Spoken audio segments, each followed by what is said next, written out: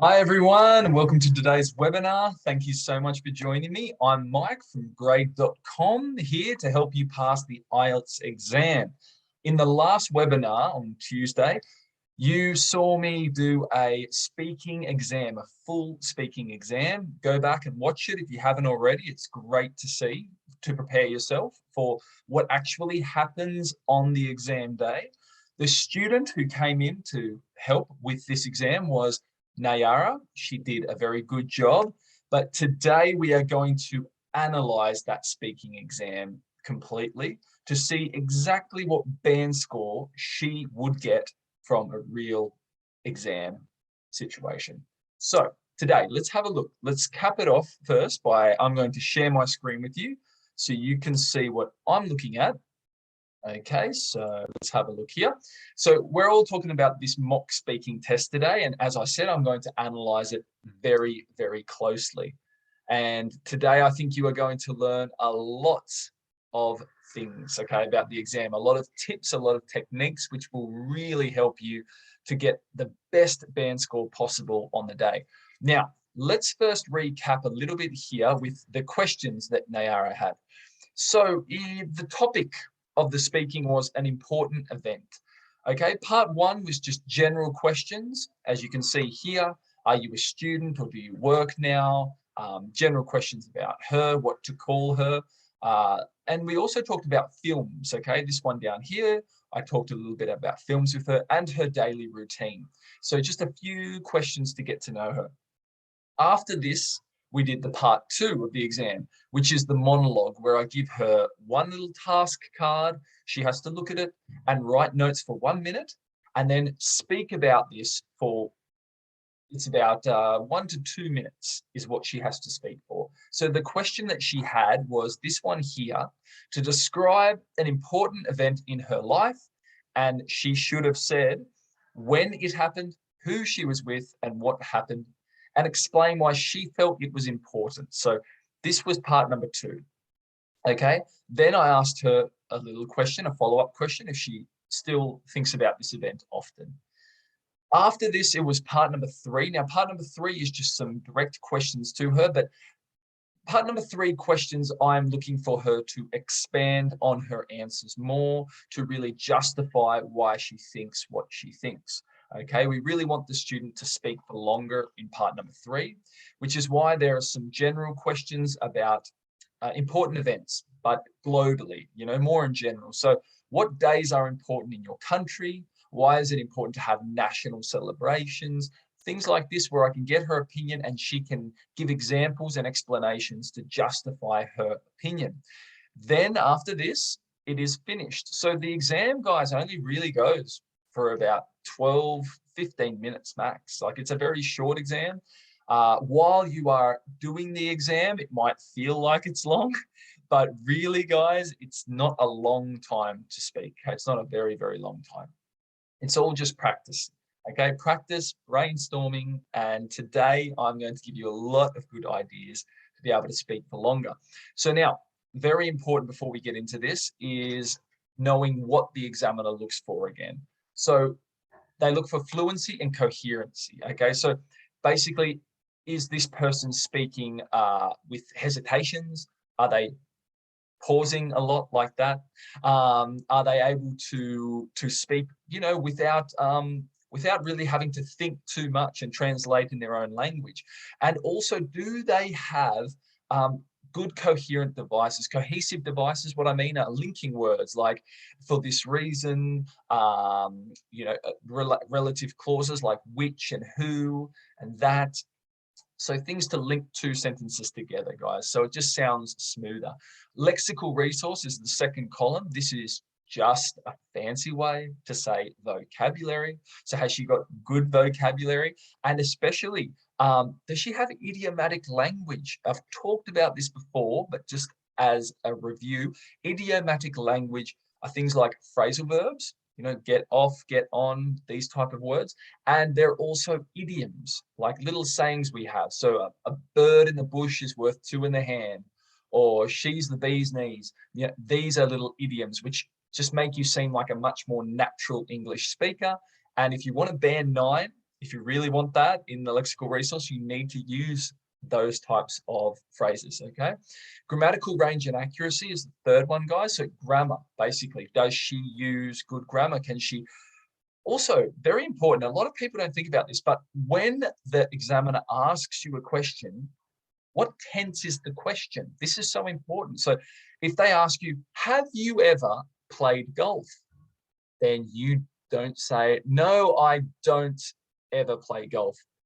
The question was in the present perfect, so you answer in present perfect. No, I have never played golf.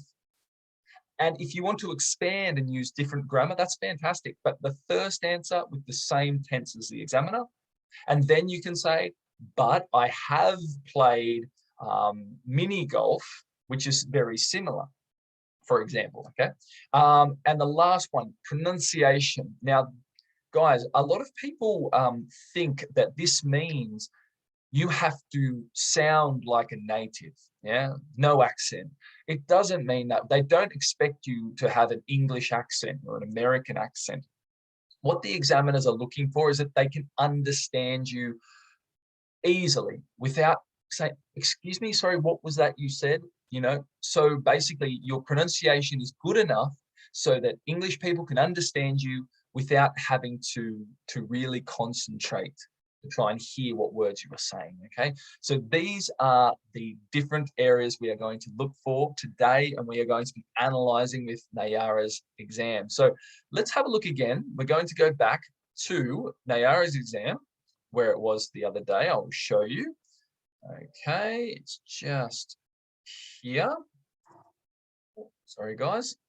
It's just here. There we go. Perfect. So here is the exam, okay? Now we're going to skip ahead so you don't have to see me. Okay, guys. So we're going to skip straight ahead to where the exam actually kicks off. Now, the first part of this exam, you are going to see that it's very official, okay? The examiner basically welcomes the person in. Okay, just press the timer here. And now what you are going to see is I'm going to be asking a lot of, well, not asking, I'm going to be stating my name, her name. This is something that has to happen at the beginning of the exam for recording purposes. So they know when it was recorded, who was the examiner, and who was the person being examined, okay? So watch this. Thank you very much. Okay, this is the speaking test for the International English Language Testing System, held on the 8th of March. The candidate is Nayara Mateo Sands, candidate number 012445, and the examiner is Michael Green, number 555657. Okay, so the examiner, as you can see, I'm pressing my mobile phone. In the exam, they will have a recording device and they will also have a timer, okay? So in this case, you know, the examiner will be pressing the recording device at the beginning before they begin this speaking, and now they will be pressing the timer to have the exam really on track for timing. Because, guys, you are not the only person they are going to be examining that day. On the day of the IELTS exam, there are many people doing the test, and the timing is very important that it is only a maximum of 15 minutes because the examiner doesn't want to be there all day. Exactly. So they have to keep timing these things, okay? So this will happen very, very often. Now you will see that the interaction with the candidate after this official bit really begins. Good afternoon. My name is Michael Green. Hi, nice to meet you. Very nice to meet you too. Could you please tell us your full name? Yeah, Nayara Mateos Santos. Okay, and what shall I call you? Okay, so this question, what shall I call you? Okay, really common question from the examiner. Get used to listening to this question. And they could say, what shall I call you? But it may also be, what do you like to be called? Okay, or something similar. And here you just choose the best name that you are known by. So what do your friends call you? What do many people call you? For example, my name is Michael, but if someone asks me, what shall I call you? I say, Mike. You can call me Mike. Okay, let's see what Nayara says. You can call me Nai. Fantastic. Thank you very much, Nay. Where are you from? I'm from Spain. Okay, great. And can I see your identification, please, Nayara? Thank you. So guys, as you can see, you'll have to show the examiner some form of ID, like your passport, so they can confirm your identity. Don't forget to bring it on exam day, okay? Bring it with you.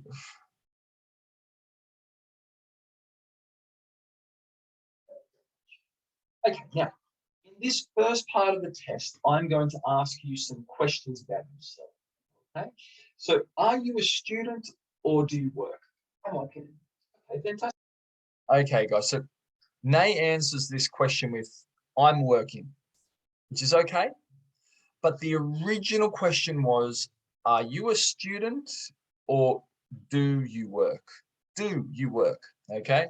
So a good tip, as I said before, is to keep your first response in the answer as the same tense as the examiner asks you in the question. So do you work?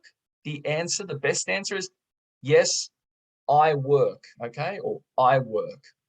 Okay. Nay could then extend her answer if she wants and say, I am currently employed at a childcare centre. She can give more information. This would have helped to show she was, one, answering questions in detail, which is a very important part of the exam. Okay. You have to answer questions in detail.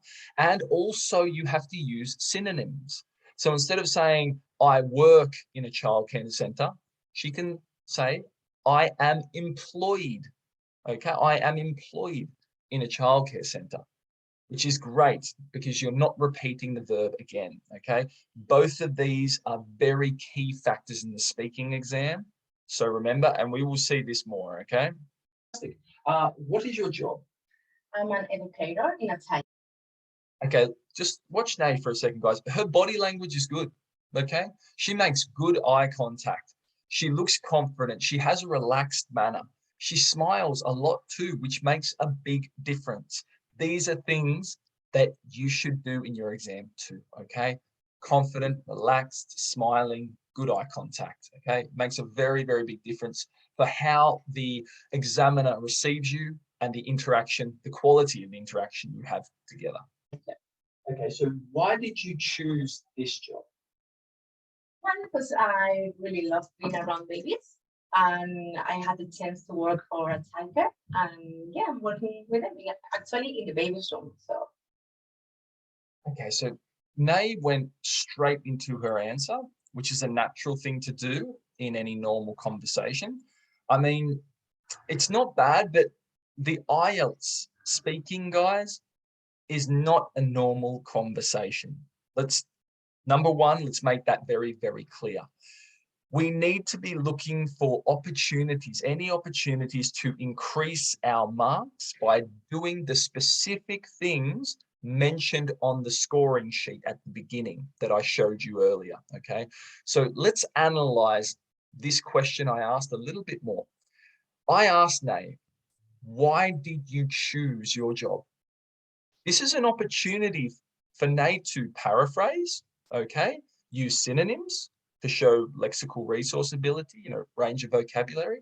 So can you think of any synonyms for choose? Why did you choose your job? You could say, I chose, let's use a different word, a synonym. I selected my job. I picked my job.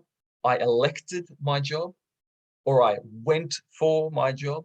Okay, so went for, this is the phrasal verb to go for. Okay, this is an informal way to say to choose a particular thing. As you can see, there are many synonyms for choose. And if I wanted to use go for, okay, in a sentence, just so you know how to use it, an example could be you are in a restaurant with your partner and you are looking at the menu and your partner says, what are you going to choose? And you use the synonym go for. You say, well, I think I will go for the steak. I will choose the steak. What about you? Okay, so that's how we use go for. And in this answer from Nay, I would choose go for, okay, as the synonym in my answer, since not only is it a synonym, but it's also idiomatic language because it's a phrasal verb, okay? And as I said before, using this type of language accurately is one of the key conditions if you are looking for a band 9 in lexical resource ability, in the vocabulary ability, okay? So instead of repeating the word job as well, we have other synonyms. So I went for this job. Let's use a different word instead of job. There are many different ways to say this. Work, position, career, okay? In the context of this exact conversation, I think position could be a great synonym since she already mentioned that her position in the job was that of an educator. Okay, so now, do you remember the verb tense of the question? Do you remember?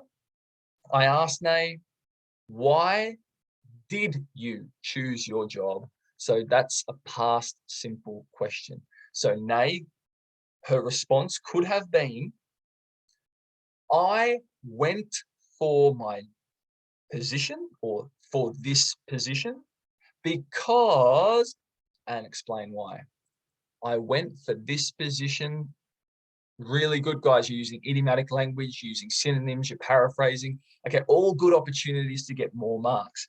Okay, so the only other thing really about Nay's answer that could have been improved were the little hesitations and simple connectors that she used. She used connectors, but very simple connectors. Like, for example, Nay said, I really love being around babies. And I had the chance to work for a childcare. And yeah, I'm working with them actually in the baby's room. So, and that was the end of the answer. This can definitely be improved. Okay, so she could have said, I really love being around babies. And it's okay. I had the chance to work for a childcare centre, which allowed me to do just this. In fact, I'm actually working in the baby's room now. End of sentence. Here she uses the relative clause which to connect her sentences. The words in fact are a discourse marker, which help her marks for organization and coherence. So this would be fantastic to use that sort of language, those synonyms, those paraphrases, straight away. Tick, tick, tick. She is getting more marks in the exam. Okay. Okay. And is there anything about your job that you would like to change? Yeah, the timetable. Okay, again, Nay launches straight into her question, which is, in some ways, that is better than just repeating the examiner's question. So is there anything you would like to change? I would like to change, no. You're repeating like a parrot, okay? That's not the best, okay? But as I mentioned earlier, she has another chance now to improve her mark by using synonyms to build up her lexical resource mark and also use a different grammar structure to improve this area of her score. The question was, is there anything about your job you would like to change? So the tense is in the conditional, yeah, with would, that you would like to change. She could take this question and use a second conditional sentence to show she controls this grammar structure naturally and use synonyms for change such as switch or modify, okay, instead of repeating change. So Nay's answer could have been, if I had the power to switch something, I would definitely modify my timetable. So she's using the second conditional perfectly if she does this, the whole sentence. And she's also using synonyms. So good grammar mark, good vocabulary mark, fantastic. So Nay, as we just saw, has only answered with, yeah, the timetable. Okay, let's continue watching. too many hours with babies. They're really intense sometimes. And Okay, too many hours with babies. They are really intense sometimes. So she didn't use a connector to link that first sentence from, yeah, the timetable to too many hours with babies, okay? She could have used connectors here like since, because, due to the fact, owing to the fact. So these cohesive devices, guys, it's so important to use these connectors. So her answer could have been, with the full answer, I asked her, is there anything about your job you would like to change? She could have said, if I had the power to switch something, I definitely would modify my timetable due to the fact I spend too many hours with babies. And this, tick, tick, tick, tick, again, okay? These are good things. Nay, you did a good job. Don't worry. It's not that Nay did a bad job at all, but it's just, as you can see, Nay is having, it's like a normal conversation with me, like you would with a friend, which is fine, okay, when you're out on the street speaking to people. But as I said, the IELTS examiners are looking for very specific things from you, okay? You have to be very prepared to give the examiner exactly what they want: the vocab, the cohesive devices, the grammar, okay? This is so, so important, the idiomatic language. So let's continue, guys. instead of 8 hours, I would like to work around 6 hours. That should be enough. Okay, so I would like to work around 6 hours. Okay, so finally, she has used the conditional would in her sentence, which is good to see because it was in my original question. However, as I explained earlier, it can be just easier to use this straight after the examiner's question. But instead of saying, I would like to change, no, use the full second conditional, starting with, if I had the power to, okay, guys, I would.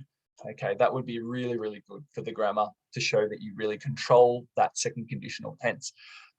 However, this time she does finish the sentence nicely, I have to say. And again, guys, her vibe is really, really friendly. This is fantastic. If you want to receive more marks in the exam, though, it's important to try to use idiomatic language wherever possible. And a great one to use are idioms. Idioms can be set phrases in English we use to explain a situation. Okay, so for example, in the context of this answer, Nayara could have finished by saying, it would be great to have these requests come true, but beggars can't be choosers. Beggars can't be choosers?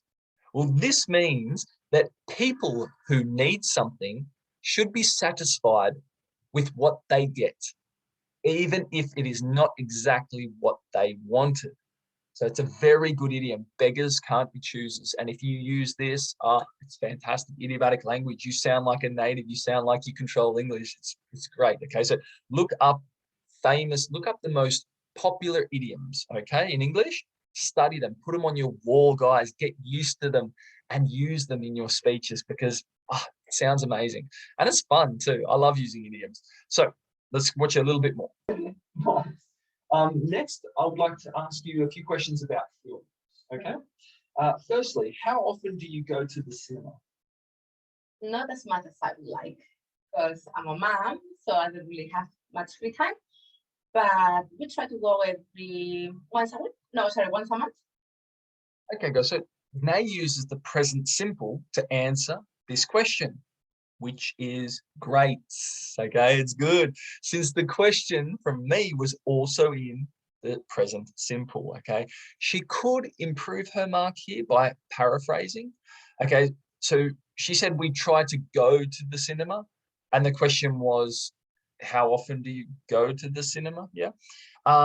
She could have said we try to get down to the cinema, get down to the cinema, or we try to just paraphrase it completely. Don't just use a synonym. You could just say we try to watch a movie at the cinema. What do you do at the cinema? You watch a movie. You can say that instead. Okay.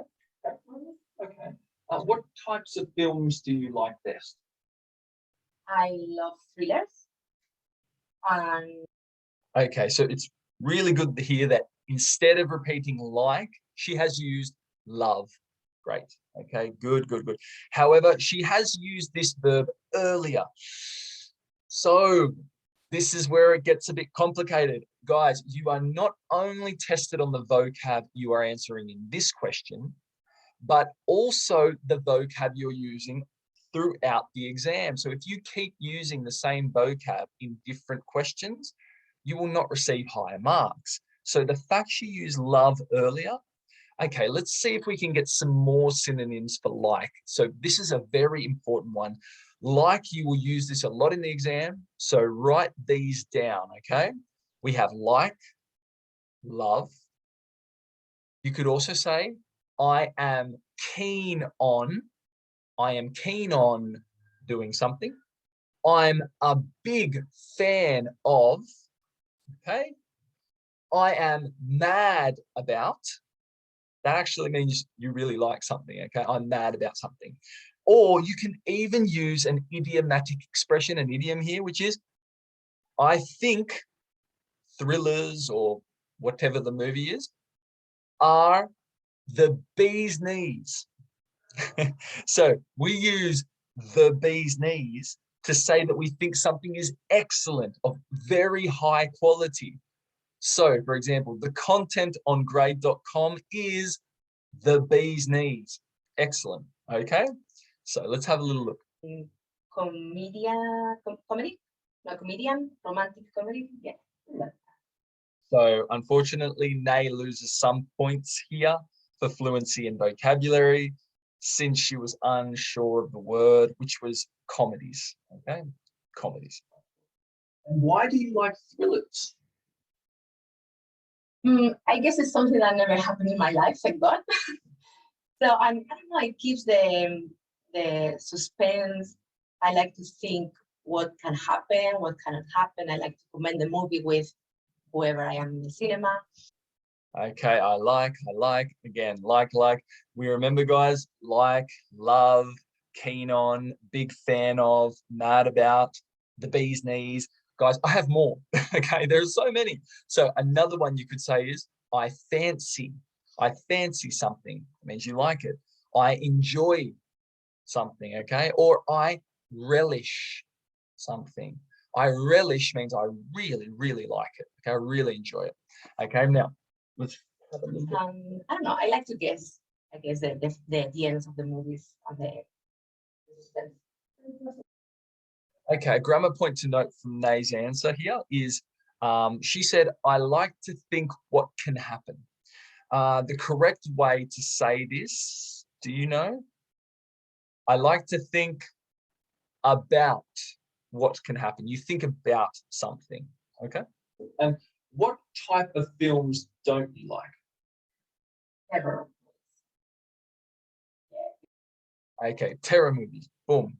By now, you probably know what I'm going to say, yeah? So you could paraphrase this question before giving that information. So what movies don't you like? There are a lot of synonyms as well for don't like, but the ones I like the most, the ones I fancy the most, the ones I relish the most are, I really dislike. Don't like, dislike. Or I detest, means really, really don't like. Or I loathe, really, really, really don't like, okay? So these are all good words as well. You can use synonyms.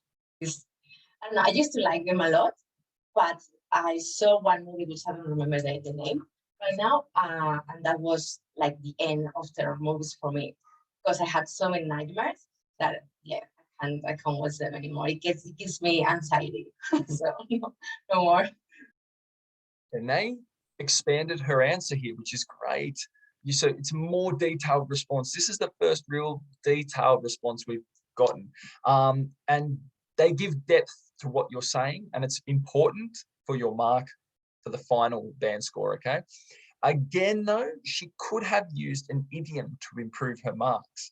So in her original sentence, she said, I saw one movie, which I don't remember the name of, and that was the end of terror movies for me, okay, which is fine. But she could have inserted the perfect idiom for this sentence by saying, I saw one movie, which I don't remember the name of, and it scared the living daylights out of me. And that was the end of terror films for me from that moment on. So if something scares the living daylights out of you, it means that this thing makes you feel extremely scared. Extremely scared, okay? So when I saw the movie The Ring for the first time, the girl that's coming out of the well, and she's that videotape, you watch it and you die, a very scary movie. When I first watched this, it scared the living daylights out of me. It made me so scared. Okay, so this is a great one. Write it down, use this when you can, okay? Now, let's have a little look. Okay, and can we talk about your daily routine for a second? Is there anything you would like to change about your daily routine? But as I said before, like having more free time. Okay, as I said before, Nay says, as I said before, this is a great sentence, okay? And you can use this when it's appropriate, obviously, such as Nay has done here. As I said before, I really enjoy that. That's really, really good. With different timetable, I'll get more free time. And yeah, spend more time with my family. Also, I would like to have more free hours just for myself. Having a baby, you know, I have to spend a lot of time with them. So yes, a little bit more free time in general. Fantastic, fantastic. And do you have a good balance between your social life and family life? Yeah. No, I don't. No.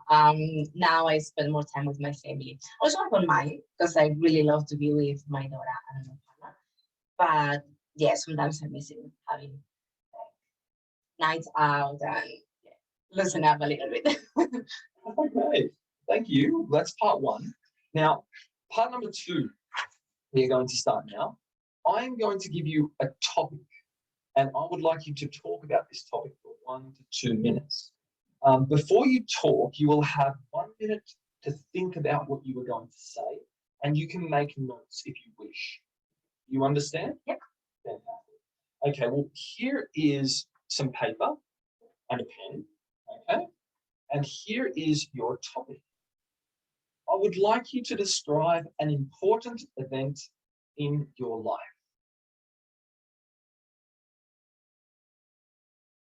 So here, I have just started the stopwatch, and Nay has 1 minute to write notes to prepare for what she will say in answer to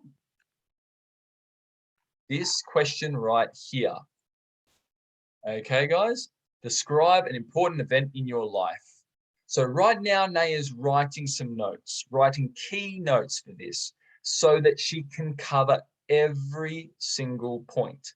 She should be saying about which important event it is that happened in her life, when it happened, who she was with, what happened, and explain why she feels it was important. So let's jump back now and see if she actually did this. Okay, so we're going to skip ahead. She's just preparing this whole time. So let's get to the part where she actually starts speaking, okay?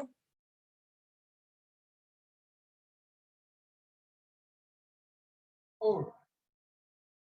Now remember, you have 1 to 2 minutes for this, so don't worry if I stop you. I will tell you when the time is up. Can you start speaking now, please? Okay. I've had so many important events in my life. Wedding day, like I went to, I always wanted to see the Backstreet Boys uh, when I was younger, and I went actually not long ago. So these kind of events are really important. But the most important one for me was when my daughter was born. I was actually with my partner, obviously, thank God. um, yeah, why? Because after looking for the baby, being 9 months pregnant, actually more because she didn't want to get out. 9 months, you have so many expectations. You wonder so many times, how does it look like, how I'm gonna be as a mom, and suddenly there's this. You have all your answers. You feel awesome, like so many feelings. It was a really long process. I was like 20 hours in labor. So it was hard, but I had my partner with me, like supporting me a lot. And in the middle of the labor, I told him, no more babies. This is too hard. But once I saw the face of Dana, my daughter's name, I look at my husband and I say, maybe one more, it will be okay.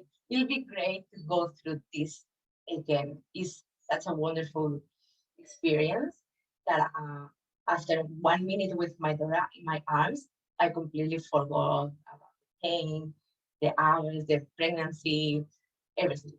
So yeah, it's I don't know any mother that went through that, having a good experience, obviously, and understand why it's an important. Thank you very much. Right, so Nay's timing was fantastic.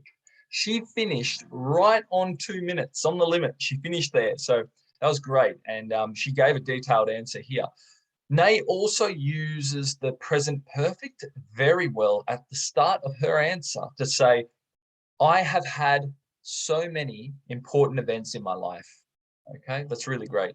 Her tone and intonation is also great.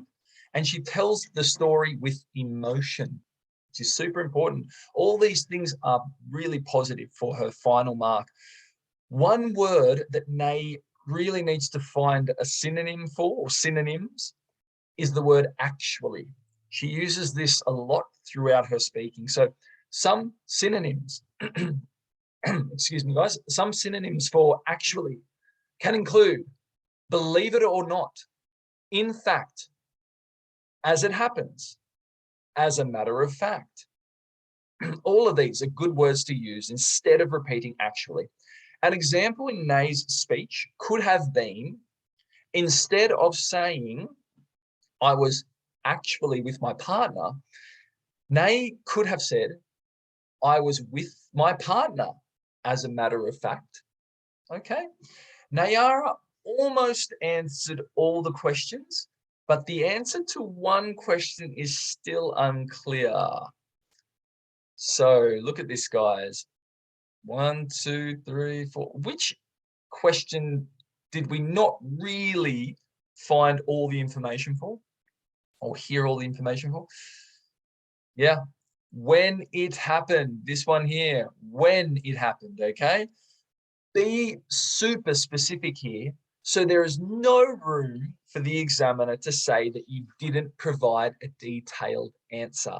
So Nayara should have said, this key moment happened on the 18th of April, 2018. And then you would have no problem with the examiner not knowing when, okay, for a starter. The next thing, guys, she finished by saying, any mother who has experienced that understands why it's important.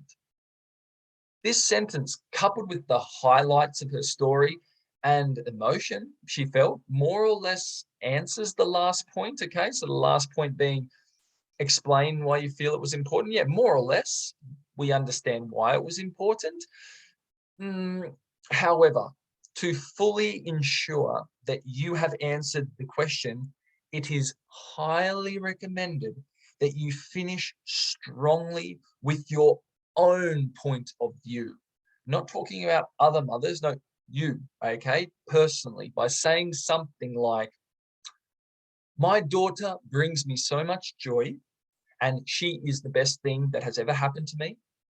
For this reason, I wholeheartedly believe the event I have described was a truly significant moment in my life.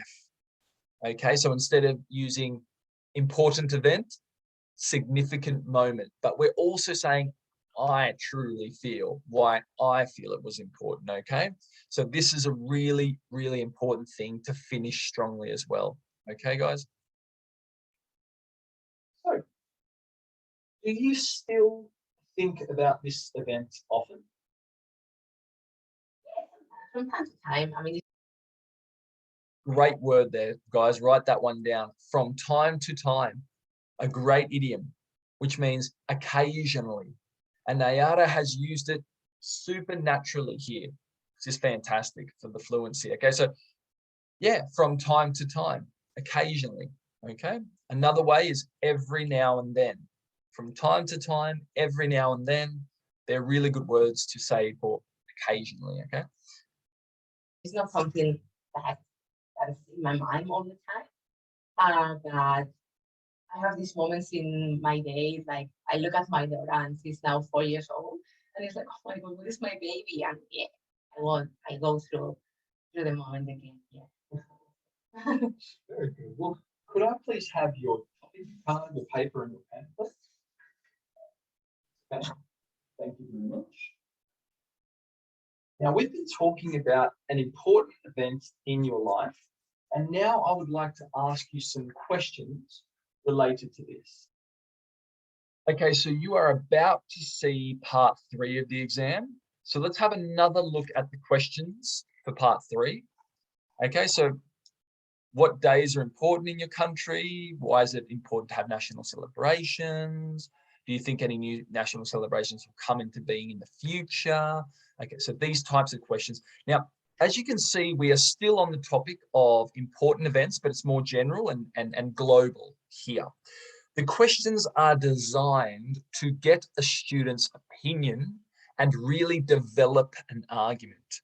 So for this reason, the examiner is looking for the student to, 1, answer the question using synonyms and paraphrasing when it's possible.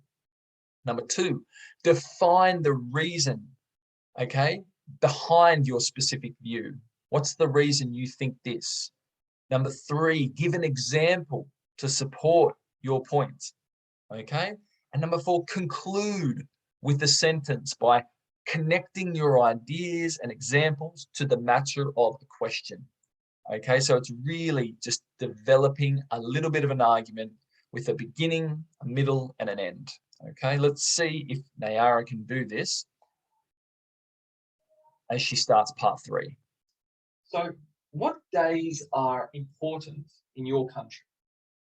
Okay, so if we are going to follow the structure I mentioned before, then I've just asked her what days are important in your country.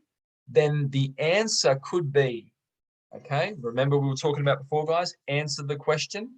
So firstly, there are a few key days in my country's yearly calendar, such as Christmas Day on the 25th of December and New Year's Day on the 1st of January. Notice, guys, that I have used the word key instead of important. I've also been very specific about which days are important. I've even given the dates, okay? The question asked for days in plural.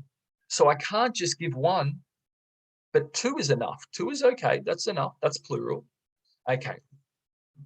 I could then go to the next bit. Number 2, I can define the reason behind this specific view. So number 2, Christmas Day stands out for my country since the birth of Jesus Christ is celebrated on this day. And as Spain's predominant religion is Catholicism, it is a very special day for believers and for families in general to come together and share goodwill and presence with each other. So here you can see I have defined the reason behind my view that Christmas Day is an important day for my country. So I'm starting with Christmas, yeah? As you can also see, instead of saying Christmas Day is important, I've paraphrased by saying Christmas Day stands out for my country. So important, key, stands out for. In case you don't know, if something stands out, it means that it is prominent. It is highlighted above others, okay? That's what something standing out means. Now I just have to give an example to support my opinion, yeah? This is the third thing I told you. So, for example, Devout Catholics can enjoy this day by attending a very special Mass and celebrating this very meaningful day in the Catholic calendar with other members of their faith in churches and cathedrals all over the country. And families normally have a big lunch together, which lasts all day and includes present giving, delicious food, and lots of laughter. So now, guys, I have given specific examples, okay? I'm going to move on to the next important day that we have to cover, which I mentioned that was New Year's Day, yes? So again, the same process, okay? Let's have a look. Number 2, we've already mentioned them in number 1, both Christmas and New Year's Day. We've mentioned which ones, okay? We've answered that question. Now I have to define the reason why New Year's Day is important. So I say, the significance of New Year's Day comes from the fact that for a lot of Spaniards, this day represents a new beginning, a fresh slate, so to speak, which is also a time to make resolutions for the new year for things they would like to achieve. So here you can see I have defined the reason behind my view that New Year's Day is an important day for my country.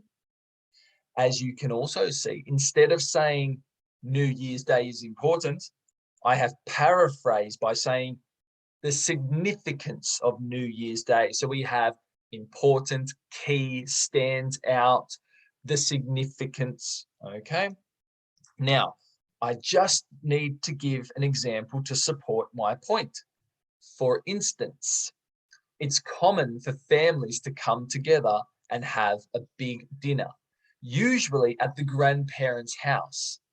At this dinner, the families discuss their New Year's resolutions and share their hopes of what the new year will bring for them. It's also common for family members to work out ways to help their loved ones keep to their resolutions by promising to check in once a week to see how their progress is going. I've given examples here, and instead of repeating, for example, at the beginning of the sentence, I've used a synonym, which is for instance, okay? Now it's time to conclude. This is the last bit. We have to conclude this answer, okay? By connecting my ideas and examples to the matter of the question. So it could sound like this. Due to the religious nature of Christmas Day, combined with the chance for families to spend quality time together, and thanks to the regenerative qualities of New Year's Day and the opportunity to start anew with motivating resolutions, these 2 days are especially significant for my country. So guys, in this conclusion, I have summed up the main points of my argument. And again, I have paraphrased the original question from what days are important in your country to these 2 days are especially significant for my country. Okay, so now I've given you the band 9, what we are really looking for as an answer. Let's see how many of these points Nayara can cover in her answer. Okay, if she actually, answers the question with synonyms and paraphrasing, if she defines the reason behind this, if she gives an example, and if she concludes. Let's see. I mean, Spain has so many different parties in each county that all of them are important, but I'm from Basque Country. I'm from Victoria. Victoria actually is a really small city. And one of the biggest days or biggest events is, what am I saying in Spanish? Las Fiestas de la Blanca, which is a big celebration. Everyone gathers in a main square and pop-ups, champagne, sings, and it's a really, I think it's around 7 days of full party. So yeah, that would be, for me, that would be. Okay, so straight away, you can see that Nay has only given one example of an important day in her country. And the answer specifically asked for, or the question specifically asked for, important days in plural. So already, that's not good, okay? So we want important days, not just day. She has also chosen an important day, which is only really significant in the town where she is from. Now, this is not always a problem, but depending on the examiner, this could be viewed badly, since the question was a more general in your country, not in your town, yeah, which could be interpreted to mean in Spain as a whole, not just in your little town, okay? Later, she went on to describe this day in detail, which was good, but she never really defined why it was important. She mentioned it was a big celebration in the main square with champagne, and it was basically a big party. You could be saying to yourself, okay, I think I understand why it's important. You know, I can imagine. But in the IELTS exam, you cannot be vague. You cannot leave out, yeah? You really have to explain everything very clearly. She could have said, this is a significant day for my town because everyone in my town loves a good party, and this is by far the best party of the year. So, as you can imagine, it's a much anticipated event. So she could have then went on to give an example, okay, which is what we want. We want that third bit to be the example, yeah, of this structured speaking. So, for example, months of preparation go into this day of celebration, and the festivities marked out for the day give the townspeople a real chance to let their hair down and go crazy for one day of the year. I know this might seem like a lot to say, but part 3 of the speaking exam is definitely not a race. The examiner wants you to expand on your answers in this part. And even if you only get through 2 or 3 questions, it's better to answer those 2 or 3 questions fully than have 6 questions with weak answers, okay? So with her answer, she has lost marks for not giving more detail to this answer, okay? Why do you think it's important to have national celebrations? Once you have days off at work and you need days off from time to time. And well, I'm a really social person, so it's always an excuse to be with your friends, family, and spend time. Don't forget about the problems in the world. Okay, the answer was more complete this time. This was better. This was more detailed.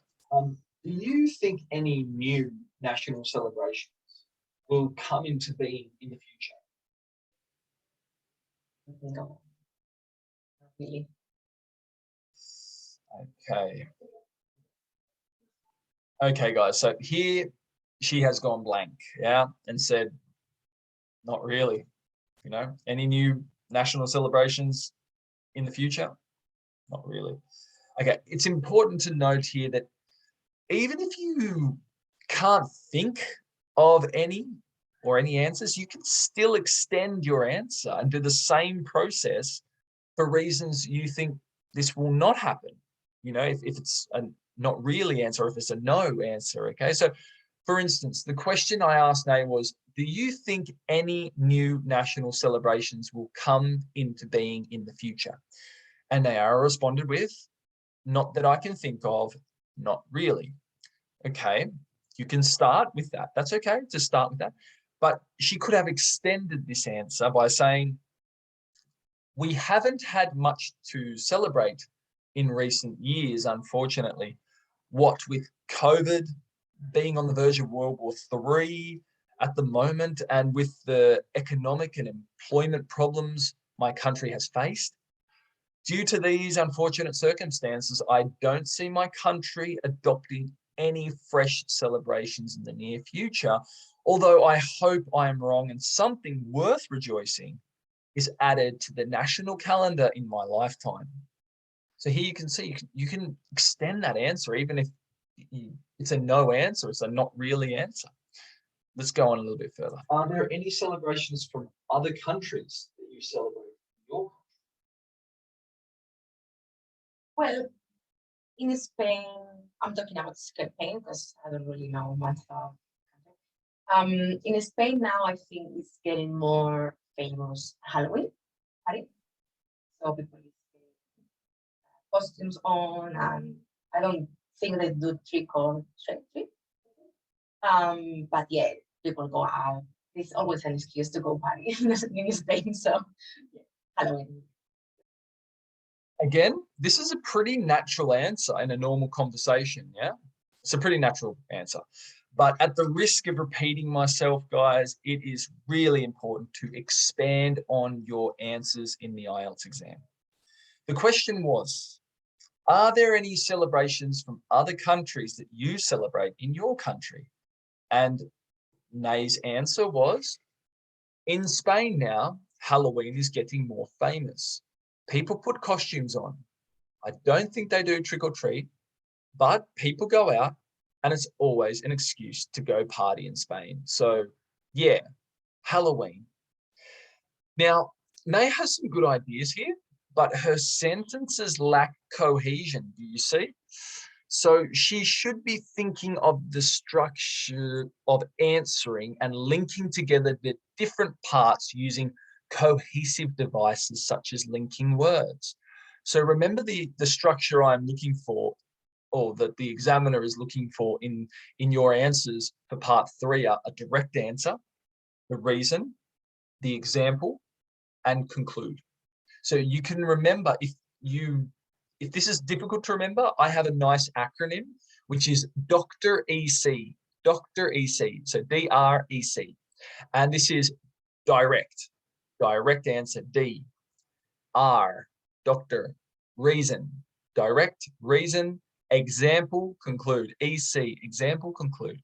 And now, her direct answer was, in Spain now, Halloween is getting more famous. Okay.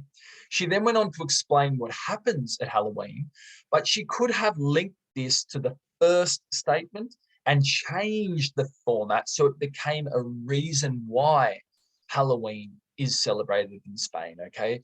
So, for example, for her reason, she could have started with the message she finished her original statement with.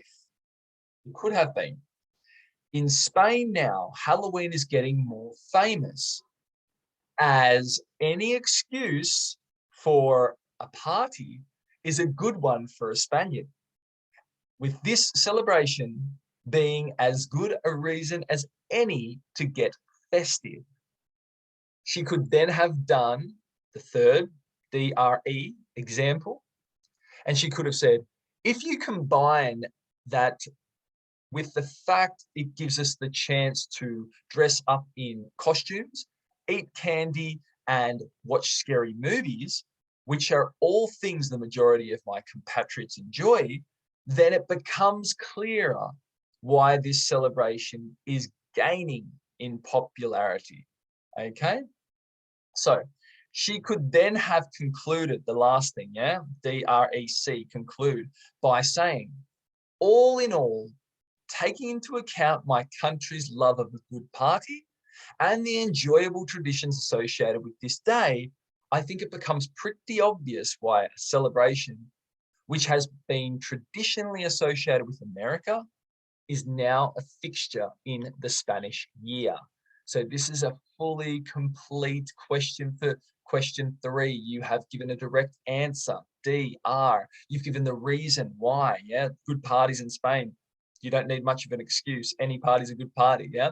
You've got the E, examples, yeah, dressing up, eating candy, these things, and C, conclude. And basically, for these reasons I stated above, it's obvious to see why, paraphrase again, why the original question to say your answer, okay? So that's all you need to do for the part, all you need to do. It sounds easy, yes, but I know it's difficult, but if you practice enough, it will become natural for you, okay? And you will get very good marks in the part 3, trust me. So let's watch the last little bit.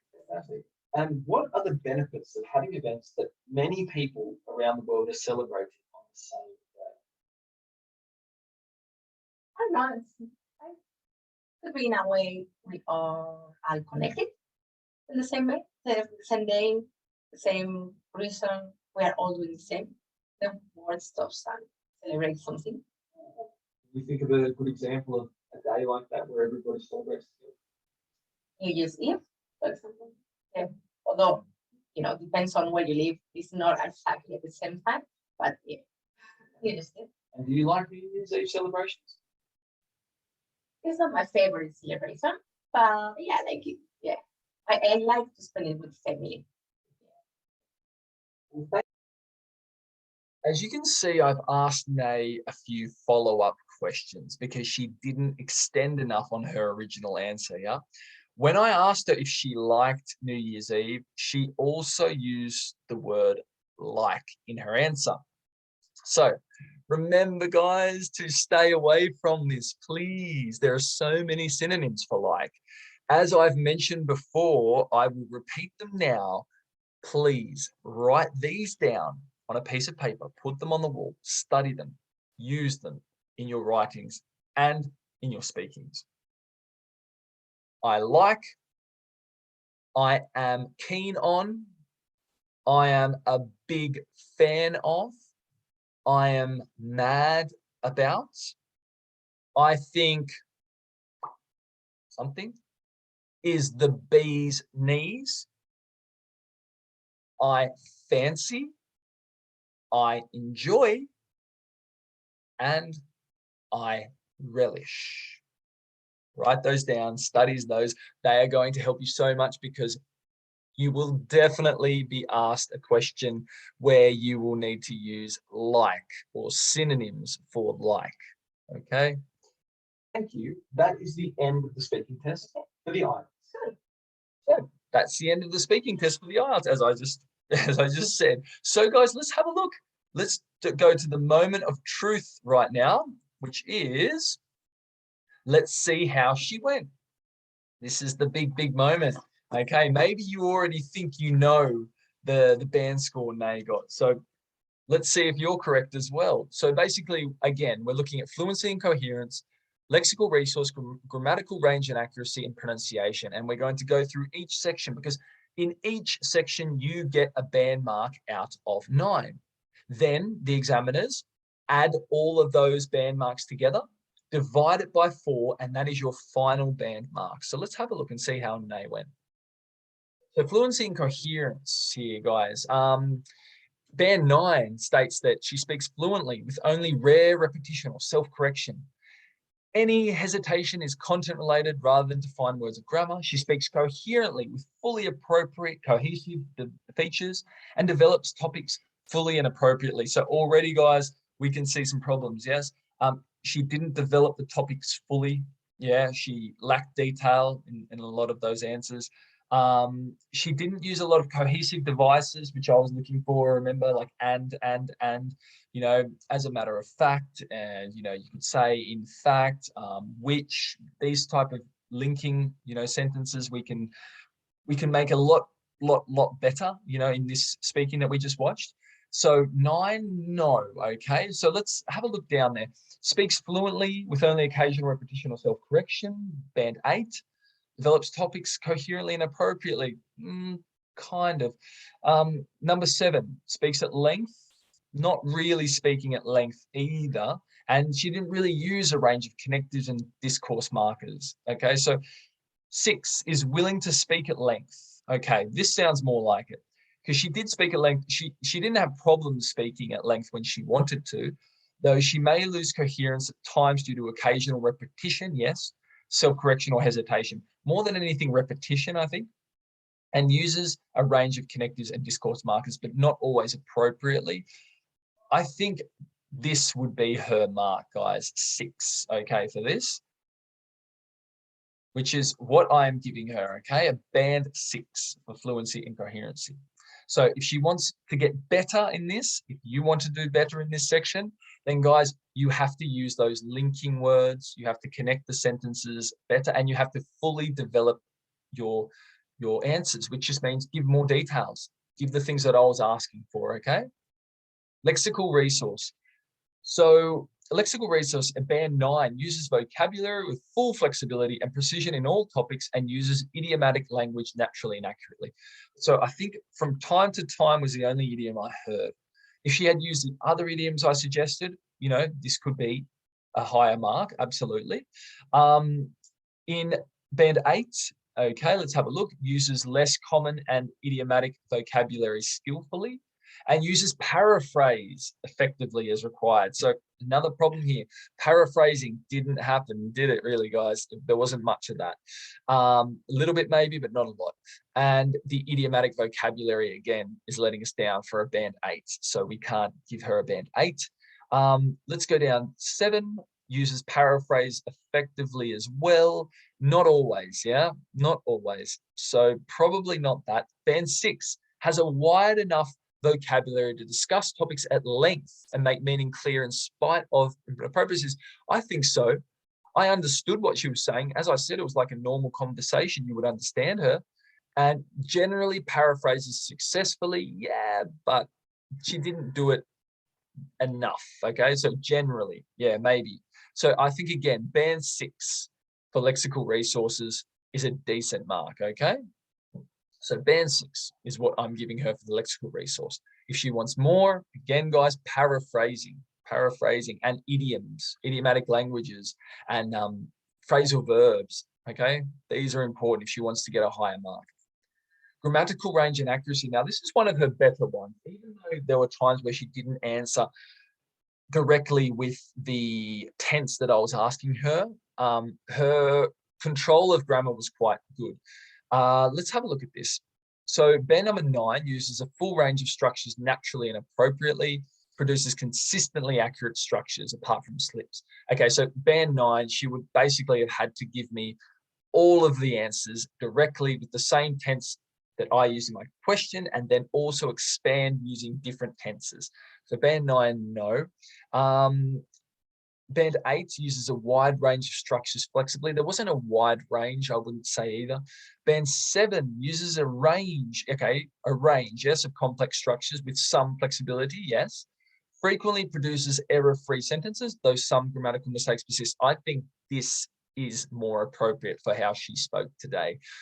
So I'm going to give her a band 7 for the grammatical range and accuracy. If she wants to do better, then as I said, the first answer, answering in the same tense as the examiner asks you the question in, and then expanding. So let me give you an example. Have you ever, I don't know, have you ever been to Vietnam? I'll say, yes, I have actually traveled to Vietnam in the past. I visited Vietnam with my wife on our honeymoon 3 years ago, and it was an amazing experience. I would love to go again. So guys, we've used a range there, okay? Firstly, I've answered with the present perfect. Then I've given exact details with the past simple. And I've also given a little conditional there at the end. I would love to go again, if it were possible. So band 7 for nay, because it was quite safe grammar, but she used it well. And pronunciation, guys, the last one. So let's have a look at band 9.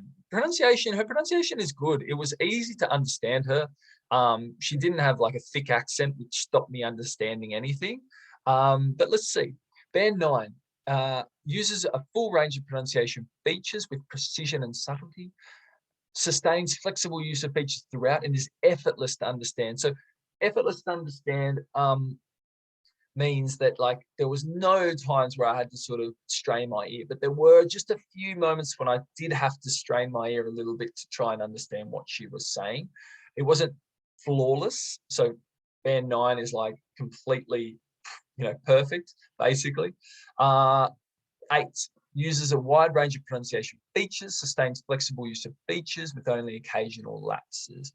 And it's easy to understand throughout, has minimal effect on intelligibility. Almost, I would say it's almost a band 8. Let's have a look at band 6. Uses a range of pronunciation features with mixed control, shows some effective use of features, but this is not sustained, can generally be understood throughout, though mispronunciation of individual words or sounds reduces clarity at times. So band number 6, she she was not a band 6 either. I wouldn't say, I'd say band 6 was fine. Like she has all those things without a problem. But band 7 says she shows all the positive features of band 6, which is true. And some, but not all of the positive features of band 8. I agree with this one. I think band 7 is a safe score for an examiner to give her. Yeah, they could possibly go to band 8 if they're very generous, but safely speaking, they will probably give her a band 7 for this. So that is what I'm giving her today as well. So the final result, let's have a look. Band 6 plus band 6 plus band 7 plus band 7 divided by, equals 26, firstly. 26 divided by 4, so divided by those 4 columns, equal 6.5. So she has a band 6.5. This is her final result, okay, is band 6.5. So guys, you have the final result of Nay today. I hope that this, and I think it will really help you for your IELTS speaking to know exactly what you need to do on the day. So again, just as a summary, guys, it's not a general conversation. As you can see, Nay has good English. She understands me perfectly. I understand her perfectly. We could have a very good conversation in English, but IELTS is not just a normal conversation. They want you to use specific things, okay? Specific grammar, specific vocabulary, you know, specific structures and linking words. And if you do not use these, then you can't get a good band score. It doesn't matter how fluently you speak, okay? So please study these things. Write the synonyms for like, write down the idioms that I shared with you. They're great if you can use them in exams. And good luck with this, okay? Guys, tune in again. Very soon I'll have more webinars just like this to help you pass the IELTS, which I love doing. I love helping you guys. I'm passionate about it. And I love working with grade.com. Please check out the website when you can. It's there for you to help pass the IELTS. It has all your IELTS needs. And I hope you have a fantastic day. I will see you next time. Goodbye.